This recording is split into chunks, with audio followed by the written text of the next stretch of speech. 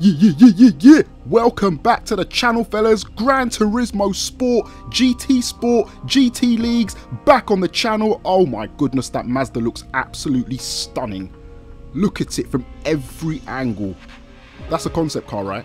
I think it is. It is a concept car, I'm guessing. GT Vision, is that right? It doesn't matter because right now, guys, we are back playing some more Gran Turismo Sport. And as always, before we jump into where we left off in relation to our voyage, what we're going to do is just go through a few comments. So first and foremost, we have JP Motorsports who said, I just got GT on Christmas and yes, it's fantastic. I also got Project Cars 2, but haven't tried it yet. Interesting. You see, I've also got Project Cars 2 and I've also got Forza Motorsport 7. I've also got Gran Turismo Sport.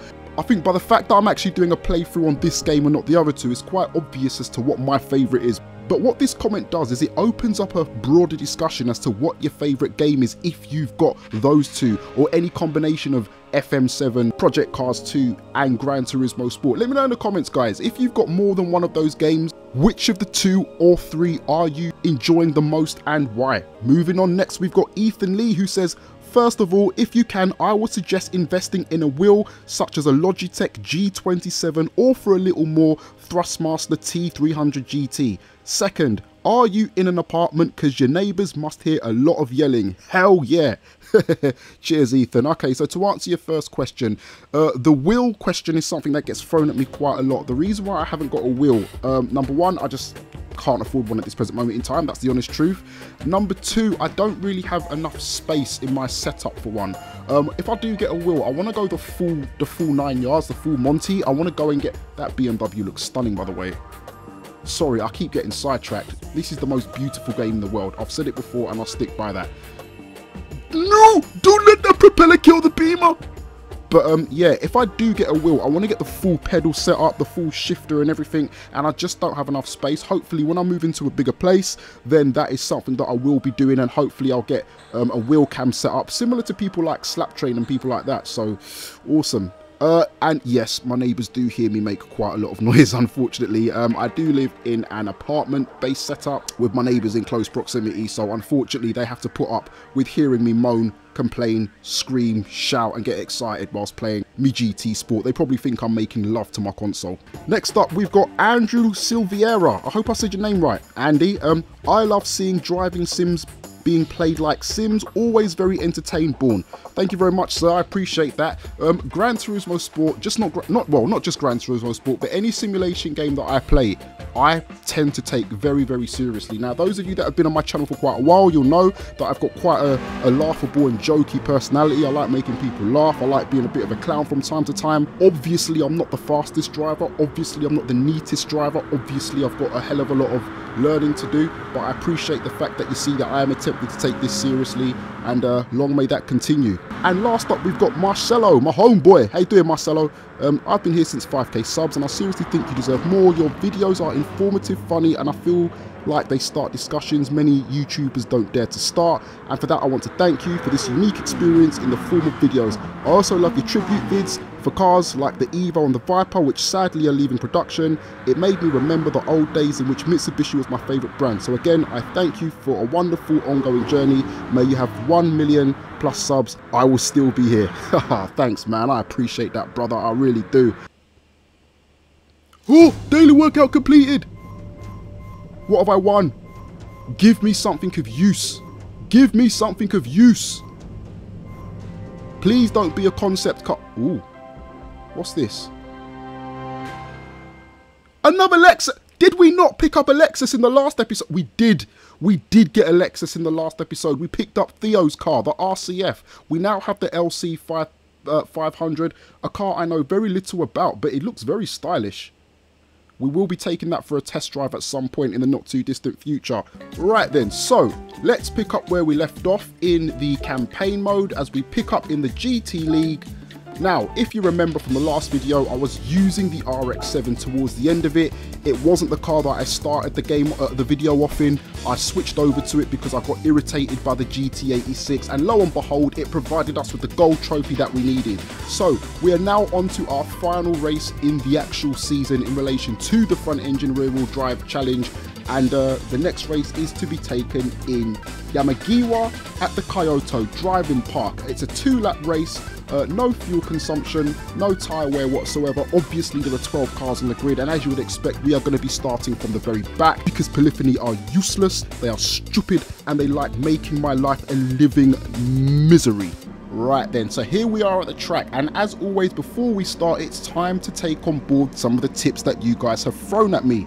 So last week, as you know, I tried to enforce a little bit more aggression into my driving style just to help me get up the track a little bit quicker and make up places at a quicker rate of speed, and it helped as I managed to win the race. This week, it isn't so much as a specific tipping question, more so a generalization of comments that I've actually gathered together, which all point towards the same direction. So, as always, allow me to read them out very quickly. Once again, we got James Stagbauer. He's a regular who says, change anti-roll bars to front 6, rear 5 under car settings. It will make a lot of difference. Next up, we have Jonathan Shoffit, I hope I said that correctly, who says, I do have a tip for you that might help with cornering on the cars, for example the 86. On mine, I went to the car settings on that main menu before you start the race, and I went to the suspension setting. I lowered the front and rear suspension. I took the front sway bar, I have it up to 8, and in the rear sway bar, depending on track, I either go with a 4 or 5 depending on the track. It makes a lot of difference in how the car takes corners. Next up, we've got, I think is it Odiba Chaos? I hope I said that correctly. At first glance, it seems like your steering is okay, but it's not exactly smooth throughout the race. I would recommend either finding a steering sensitivity that best suits you and or messing with the tune of the car itself. You can maybe even do a couple of practice laps as a sort of warm-up. It may not seem like having smooth steering is that important, but it can absolutely make or break a race. So as you can see, every single one of those tips that I just read out all relate to the exact same common theme, which is the theme of tuning. Now, when it comes to tuning, I must admit, I don't tend to do much of it when it comes to simulation-based races, and the main reason for that is, well, there are 2 reasons. The first reason is because it terrifies the living daylights out of me because I don't understand what I'm looking at half the time. The second reason, I just don't play them enough to remember to do it. I just tend to take the car in stock form, drive, and then complain when it doesn't handle, which is stupid of me. So what you'll be pleased to know is I've actually taken those tips on board, and I have tinkered with this RX-7 a little bit since the last video. Now, the traction control setting I've kept at 1. I know there's a few of you that have told me to turn it up a little bit.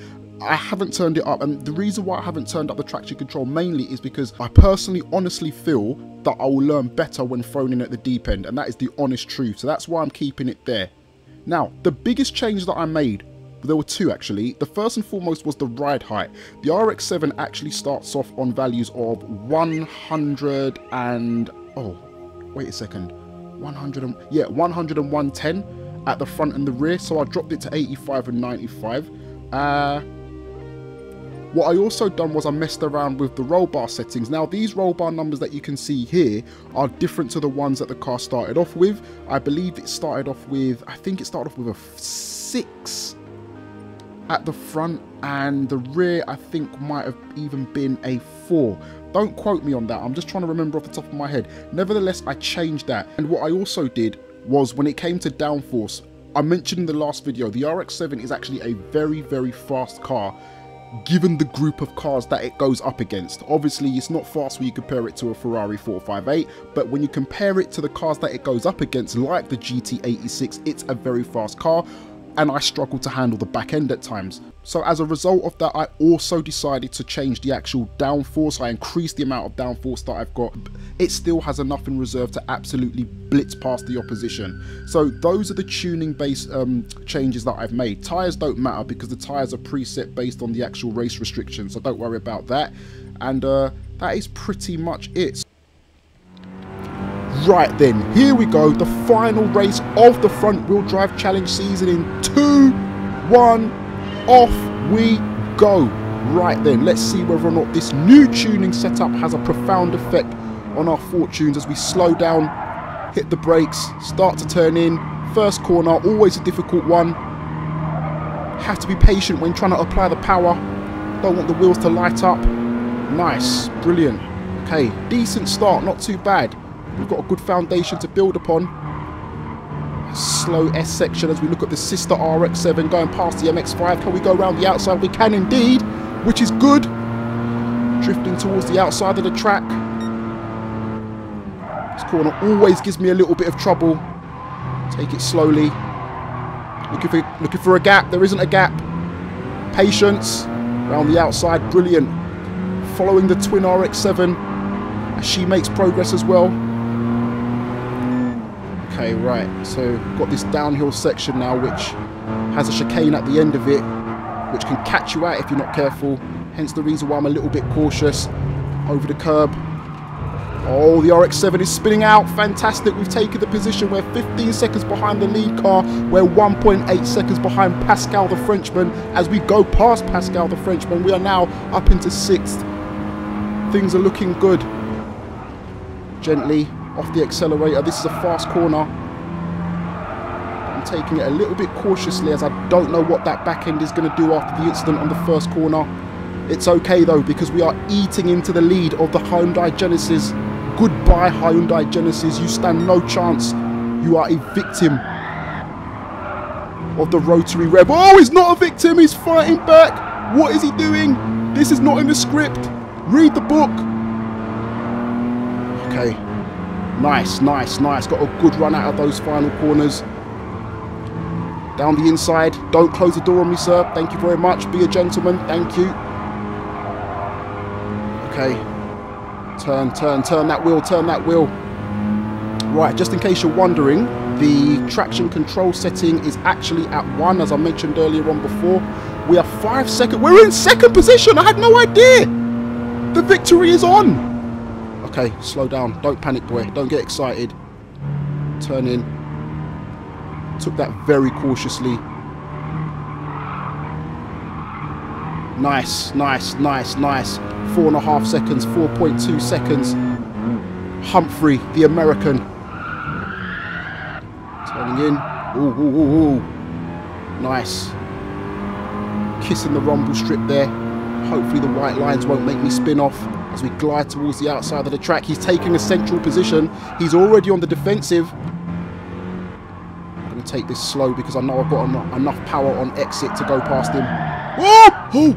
Oh my goodness. Pop-up headlights. Pew, pew, pew, pew. Come on. I wish they shot bullets and took his tyres out, man.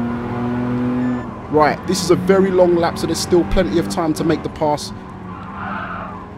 The only thing that can stop me from winning this is myself. Ooh, ooh, ooh, ooh. Oh, look at him. He's sliding. I could have dipped down the inside there, but I think I would have killed him and me if I did. Doesn't matter because I should be able to close in using the powers of slipstreaming. Uphill, we've got more power, we've got more speed, we've got more torque, we've got more grunt, and it shows. Okay, I've got my line wrong for this corner. I'm gonna have to go a little bit defensive to avoid the back end from tailing out again, but it's okay because we are now beginning to pull away. This may be the first time that I'm able to get through a race without having to restart. Oh my goodness. Through the next sector. Dab on the brakes. Oh, he's fighting back. What is this? No, no, no, no, no. Don't panic. Don't panic. Don't panic. Oh. I need a good run out of this last corner. Come on. Right, down the inside. No, it's not on. It's not on. It is on. Look at that diffuser. It's really helping him. He's planted. Oh, what? No, no, no, no. Come on. Yes. The power bailed me out there. Oh, my goodness. Just move across ever so slightly. Force him out wide. Oh, we done it. My goodness. That was a little bit of a scrappy end to the race. That is a really good car. What is that? Is that the concept? It is. It's the race. I want to try that. But that looks like a modified version of it. That doesn't look like the normal version we come up against. It sounded different as well. Sounded like it's got some sort of twin turbo truck. I don't know what it is, but it's a very powerful car. And there you go. We get a clean race bonus of 50%. We get a car handicap of 20%. And we get prize money of 14,000. That is a very, very, very good collection fee. Thank you very much. And with that, fellas, we have now completed the front engine rear wheel drive challenge. We get 3 gold trophies. Now, I'm not going to start it now, but what I'm going to go for next is the 4-wheel drive challenge. I'm very intrigued to see how 4-wheel drive cars handle in this game. come to think about it, I've actually driven the Mitsubishi Evo once already in the Evo tribute video. Go watch that if you haven't seen it already. So we've got the Subaru WRX STI Type S. Alternatively, we've got the Mitsubishi Lancer Evolution Final Edition. Let me know in the comments which of the two cars you want me to take through the all-wheel drive challenge series, and I'll be sure to take them on board and go by what choices you guys make. So, if it's your first time around here, I wish you a BOURNE welcome. Hit the like button if you're enjoying Gran Turismo Sport. Hit the subscribe button and swing the damn hell out of the notification bell so you know when the next video drops. And in the meantime, I'll see you when the next video comes out. Take it easy, please.